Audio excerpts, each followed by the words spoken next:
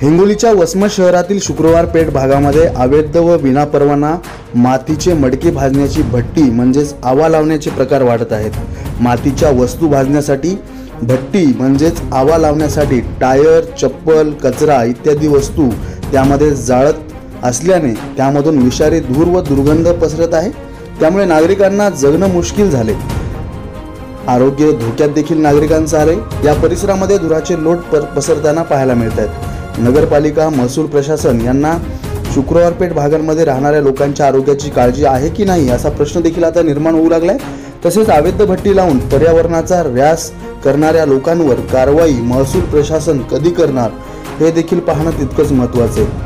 हिंगोलीच्या वसमतमध्ये मडके भाजण्याच्या म्हणजेच आवा लावण्याच्या प्रकारामध्ये आता वाढ होताना पाहायला मिळते आणि टायर, चप्पल आणि कचऱ्यापासून जाळ लावून त्यावर हे मडके भाजतानाचे प्रकार आता समोर येताना पाहायला मिळतात। त्यामुळे नागरिकांचं आरोग्य जे आहे शुक्रवार पेठ भागामधलं धोक्यात आलेलं पाहायला मिळतं।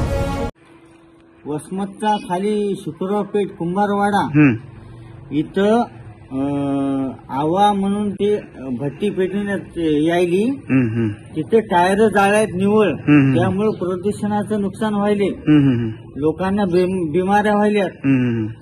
ते प्रशासनाला एवढी विनंती आहे की ते बंद करावं, प्रदूषण होऊ नये। टायर नाही, लाकडी काठी बिटी जाळा तुम्ही, पण टायर बिर जाळू नका तुम्ही, एवढं माझं म्हणणं। काहीच नाही, आपल्या माणसाला नुकसान व्हायले ना प्रदूषणामुळे, धुपटणामुळे। त्या टायराचं धुपटणमध्ये त्याच्यामध्ये किती गदर प्रदूषण आहे टायरामध्ये, ते नुकसान आपल्याला व्हायले। आजार व्हायले, सगळे व्हायले, नवीन बिमार निघाली त्याच्यामुळं।